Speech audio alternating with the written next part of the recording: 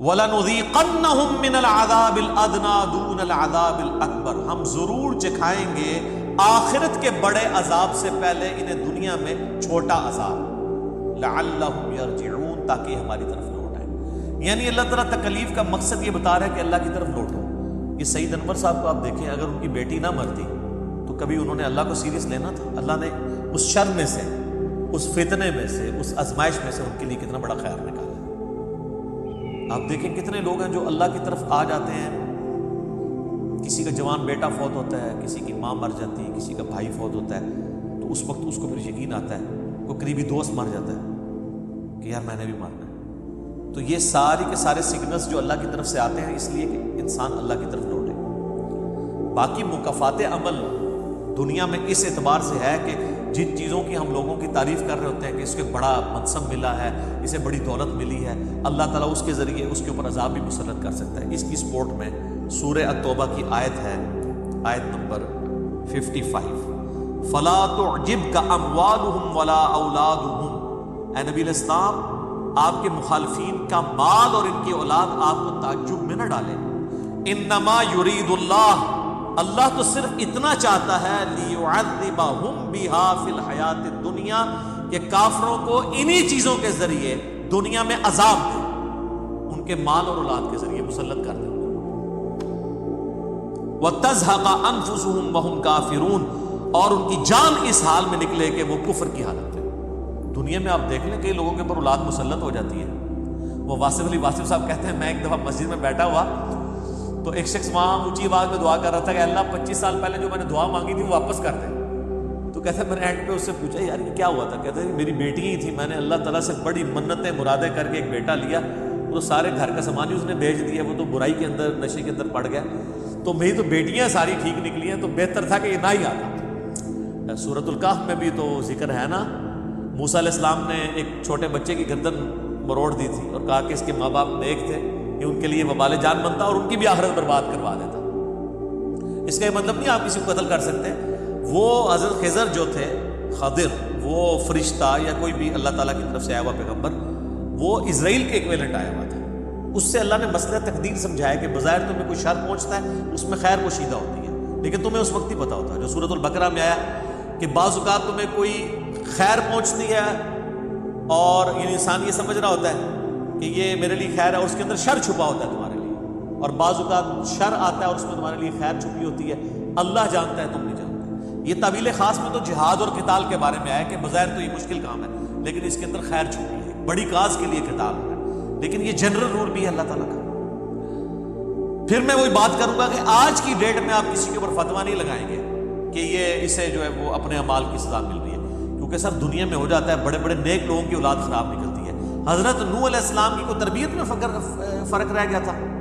قرآن میں آیا کہ ان کا بیٹا کافر نکلا، تو آپ کو کہے گا کہ حضرت نوح کے لیے معاذ اللہ مکافات عمل ہوا تھا؟ حضرت نوح اور لوط علیہ السلام کی بیویاں کافرہ تھیں،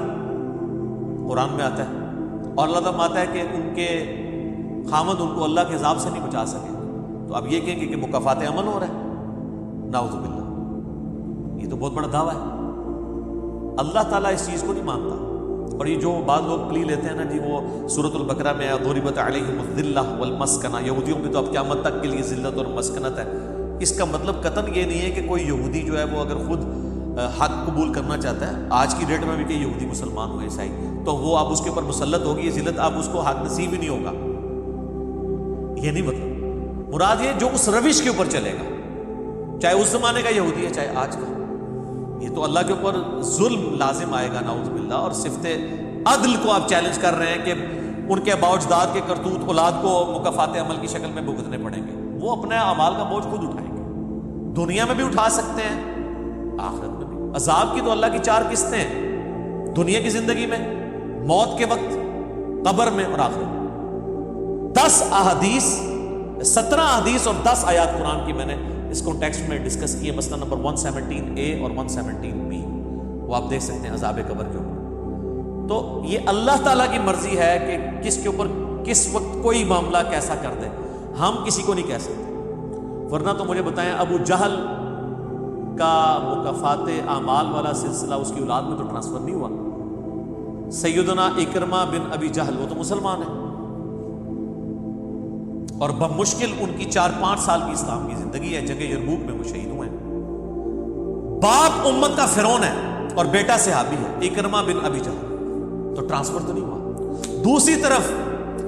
پرشین امپائر جس شخص نے گرائی، سعد بن ابی وقاص،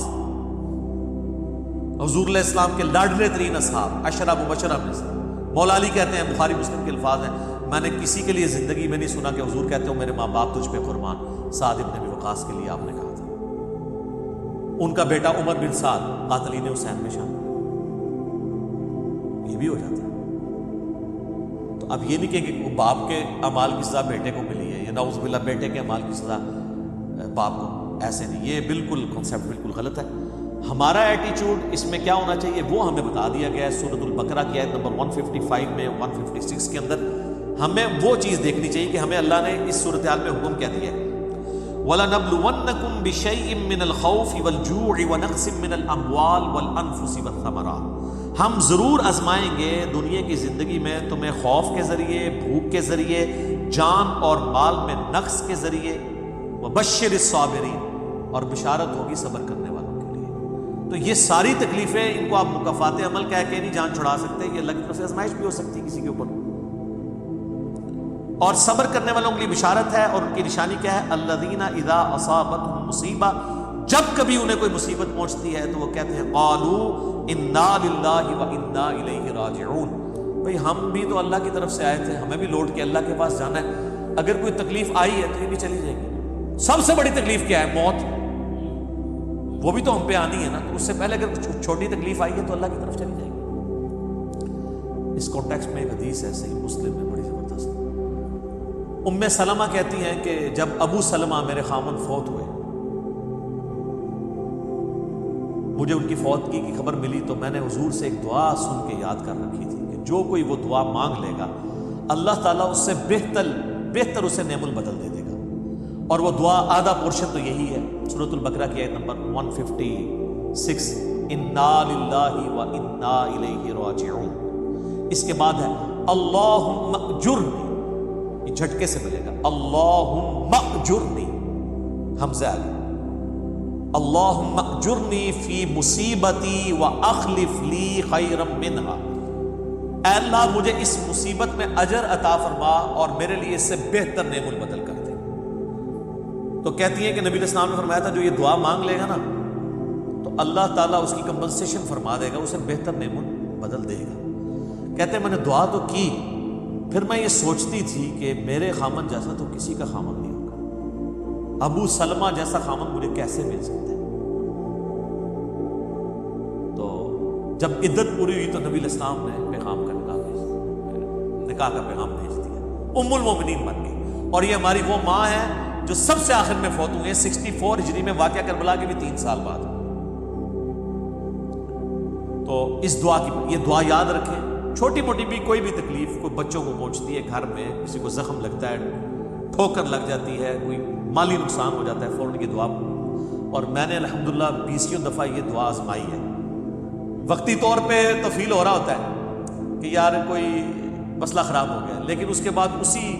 شر کے اندر خیر چھپی ہوئی ہوتی ہے، وہ مل جاتی ہے۔